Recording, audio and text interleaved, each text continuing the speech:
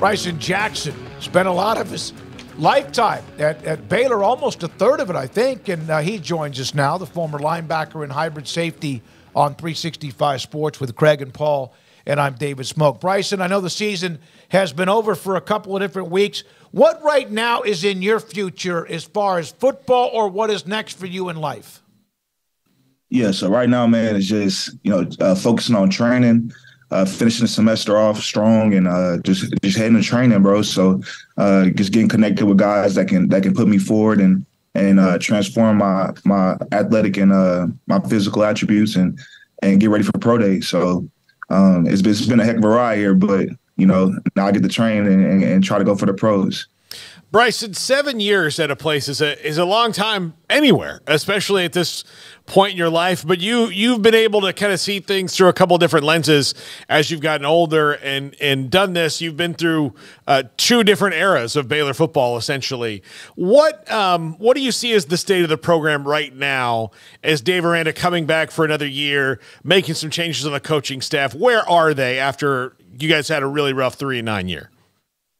Yeah, so I've been a part of a couple teams where we've we had losing seasons, and then right after that we've had a successful season. So I think right now, off of what happened this past year was that we had a young team, a lot of young guys playing on that young team, and they were getting their first start. Going out there nervous, having the jitters, learning how to communicate with the guys on the field. But they were highly talented and very smart football players. So I think with Coach Aranda coming back and those young guys taking from the experience, having that fire up underneath them, that I don't want to go experience what I just experienced last year. It's going to be something special. So the state of the program is in good hands right now. I got faith in it, and I know that talking with some of the guys that everybody up there's fired up. You got players, the young DBs, the young linebackers, the young D linemen. When they're ready. And those guys, right now, you would usually see dudes, taking the time off after having a losing season and just kind of focusing on school and not really working out and training. But you go up there right now to the weight room, the whole team's up there working out in the same uniform, and they all got smiles on their face. So I know they're fired up and headed to and have a vision on where they want to go as a team.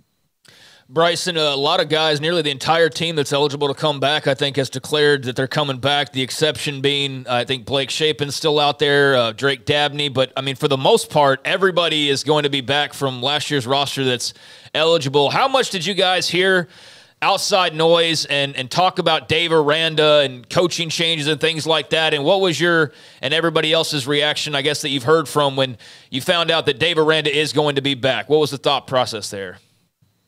As a team, he always talked to us about distractions and eliminating those distractions. But I think with the guys on the team, we all knew where his heart was at from the start of the season, and he's comfortable here, and he wants to be here. I think Coach Aranda is a transformational leader, and I think that here he wants to do great things, and he wants to see the guys that he has brought here and coached here. He wants to see those guys succeed. So. It wasn't too much of, question whether or not he was going to leave or not, or if, this was going to be a place where we're going to have to go through another coaching change. But as far as just the distractions during the season, man, it was tons of it, tons of noise, tons of people talking about, we're not good enough. Coach Aranda's, his process, his coaching style isn't good enough for this level of football. And it was just all distractions. And we were going through a transformational process throughout this whole season. And, it didn't go the way we wanted to, but good things happen whenever you fall in a pit. And the only place you can go from the pit is up. So I think it's in the overall, Coach Aranda and the players that stayed here, they were able to, trust the words that he was probably saying to them in the meetings after the season like that. His goal for the next season, they trust and believe in him and his will to coach those guys. When the team went 12-2, best year ever, his demeanor, his personality, the way he spoke, he was a genius. He's a Jedi. He was the master. And then things turned south at the end of last year, and also this year when he spoke, a lot of people said, I don't want to hear him. It seemed like that despite the last year and a half that nobody ever quit on the team or quit on each other or quit on Dave Aranda. Was that something as one of the senior leaders, seventh-year guy, that was just brought up much during any kind of team meetings or in the locker room? Well, yeah. So one, I want to just like kind of address that. But, you see the guys that have been here before, and those guys, their process, the way they were intentional about, learning football, that was under Coach Aranda, and he poured into those guys. He poured into the program. So you got to see those guys that were older, those veterans, lead the program and do it at a high level, at a professional level. And, last year we had the veterans, but a lot of our guys that were veterans were those guys, we did in 2021 when we were the guys that were, role players on the team. And so you had your veterans, and then you had the guys that were coming up. But the young guys had to learn and had to see, kind of what it took to get to that point to be a successful team. And you want to have more guys that came from experience on the team, like veterans that have been playing 3 to 4 years, starting 3 to 4 years. And, you want to be able to have that so those guys can see what the standard is for them to continue going. But as far as like me being a leader and me being a seventh year, there was tons of young guys trying to figure out what it took to be successful. And they saw through how I, prepared during the week, how I approached practice during the week. And, that conversation was always up, like, what can I do to get better? Like, what is the problem while we're losing games? Like, how can we get better as a team? And, it's just a process. And that process sometimes is long and strenuous. But those guys, man, like, they see the work that, guys like Jalen Petrie, Terrell Bernard, Ben Sims, who's currently there. They see these guys that are in the league right now that follow Dave Aranda's plan and follow their process to get there. And Coach Aranda's brilliant, bro. He's a Jedi. No matter what, he's a master, bro. Like, literally, there's no as a guy that's on the field every day. There's no stopping in coaching. There's no change in demeanor. If you look at how he coached individual drills at LSU on YouTube, there's like videos on it. You see the intentional, focus. You see the voice that he has. He changes his mindset once he's on the field. And I just see him implementing that times 10 in this upcoming year, just into the linebacker group, into the safeties group. But he's a coach that's always learning and growing. And I see this team as a team that's always learning and growing. The players are always learning and growing. And there's no one that I can say up there at that facility in that program as players that don't believe in his process or to believe in what he has going forward in the future with this team. There's some guys that might, take things into their own hand for their own future, and that's what they have to do. But as far as the trust in the program and what Dave Aranda's plan is going forward, I can tell you up there, those guys that are choosing to stay, they believe in it. And there's a fire lit up under him. Yeah, Ben Sims scored a touchdown this week, as a matter of fact. But Bryson, it is, and I'm sure Baylor fans are going to enjoy hearing you say that, but for a team that went through some struggles, not just this year, but towards the end of last season, to not have a culture issue is really rare. I mean, usually you can point to, there's a lot of finger pointing and all that. Does that just speak to Dave Aranda's ability to reach players on the personal level to prevent that from happening? Yeah. With that it's real tricky to really kind of, touch on that, because sometimes, as players and as a team, you want to just believe and trust the guys that are within the program and who are going through it every day. But what I can tell you from all my experience here is that there is a process. In order to be a successful team, you have to know how to win, and you got to know what losing feels like. And with the team last year, man, we had freshmen, leading in our defensive back secondary group, leading in interceptions, leading in pass breakups. These guys are very good, but at the same time, there's a certain level of, if you watch how Jalen Petrie or Terrell Bernard, if you really watch them go out there on special teams on kickoff and then go out there for a 10-play drive, and you watch them have gap integrity and being able to play two to three gaps at once. Like it looks like magic, but it's really the training within the week. And it took them having, situations in the previous years when they were freshmen and sophomores to learn from those experiences. So to the fans, I would just say, trust, like look at the guys that have played this year. Look at guys like Caden Jenkins. Look at guys like Carl Williams. Look at guys like Brendan Bett. I can name all the guys on the team, but you look at those young freshmen, you look at how, they might have made a mistake here in the game, but their drive is there. And there's no better coaching in place than they have on the defensive side than Coach Aranda. I mean, he's just critical, like in all phases and all. It's pretty much probably why Matt Jones stayed and decided to come back, and Garmin Randolph decided to come back. It's just you're going to be a better player, when you have better coaching and great coaching. So it's one of those things where you just got to have faith in the program. But I do believe in what I've experienced there with the coaching, that the intensity is there, bro. The focus is there. And, they're not getting no sleep at night. Like they're up there all day, in the mornings, at the workouts, coaching their tails off and their butts off. So it's gonna be a great off season, and it's gonna be a good spring to see what this program is headed to. So. Yeah, it's hard to have people be patient, right, Bryson? Everybody's got to be a little patient to see that reward at the end, and that's hard to ask for folks sometimes. But another thing I'd love your opinion on here is just kind of the juice and the swagger of the team. When you're winning, it's easy for that to come across, but you're bouncing around, you're full of energy, you're winning. When you're losing, it's a lot harder to kind of maintain that. And I think because of Dave Aranda's personality, he's so quiet that people mistake that and think that maybe the team's that way.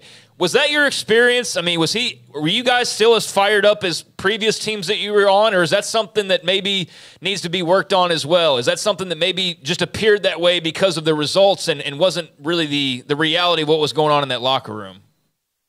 It almost seemed like backwards, in my opinion. But for us, it was like we had the energy at practice. We had the energy in the hotel before the game. We had the energy in all these phases before stepping on the stage where we need the energy the most. And, Coach Aranda is a serious guy, and how he handles meetings every day throughout the week is there's a certain look on his face. There's a certain way that he describes things that is intentional, well thought out. So if you're a young player and you're learning from this Jedi, like you're learning all this stuff that he's telling you, which is, I have notebooks on notebooks of just from Coach Aranda, and I can just read you all the good stuff. But, it's hard because that's him. That's his personality. So he wants us to play at our most authentic selves. And as a young player, sometimes it's hard to say, I want to make sure I'm doing everything right. Because with our coaches here, they strain to do things right. They strain to have success during practice on a Monday, on a Tuesday, on a Wednesday. So getting to a game, you have to learn how to flip that switch and let it loose. And when we got to the games this year, we didn't flip that switch. And there were times where we might have flipped it too late, or we might have flipped it early, and then we didn't finish at the end. Mm-hmm. But you have that's something that you have to train in fall camp. You got to train in spring ball. Like that switch has to stay on, from the start of practice to the end of practice, from the start of a game to the end of a game. And the juice is there. Like, it was there. But and in some areas it was better during the week than it's ever been since I've been here. Mm. But just at the games, man, like it just didn't travel with us. Bryson, is there a chance that there were a bad mixture, not a bad mixture of people, but a high level of upperclassmen, a lot of young players, but not enough, as you mentioned, meet in the middle as far as experience? Yeah. So think of a guy like me. So I made a transition to play star, and that was a position I didn't play for the past since I got here, my freshman, sophomore year. And I was making that transition into playing cover 3 match and being out there to play man coverage. So there was areas of improvement that I had to focus on during the week. And I was the same for, some of the seniors that were there last year. But there just wasn't enough of us that had that core experience at that one position. And there were very few guys in that sense that could, maybe hold a freshman's hand. You only saw really one guy in that group kind of lead that group, and we needed more. We needed probably two or more guys within each position group to kind of lead that young group who had all that fire and just all that all the skills that they had to bring to the game. So like you said, there wasn't enough of the seniors, but at the same time, it's not an excuse. That seniors got to do better, but that's a lesson learned for the guys that are coming up this next year. Go ahead, Paul. Bryson, you've been here for 7 years, so you're 24, 25 years old now. How much of a difference is it? Do you see, like, when you see those freshmen, like your life experience is far different, and this will happen to you as you get older. Like, you don't feel like you're that much older than people, but then you see it and you hear it and you're like, oh man, like this is a different group. Yeah, brother, I felt that every day going up there. In the locker room, those are my guys. So, I don't look at nobody and say, you're younger than me, I'm gonna treat you like I'm this old head. But I had a relationship with every guy on that team. And it was pretty exciting. But at the same time, definitely the age, that the thing that separated most was just the maturity and the mindset. With me, it took a lot of work to get to where my lifestyle outside of football was put together so that I can go up there and be the best version of myself.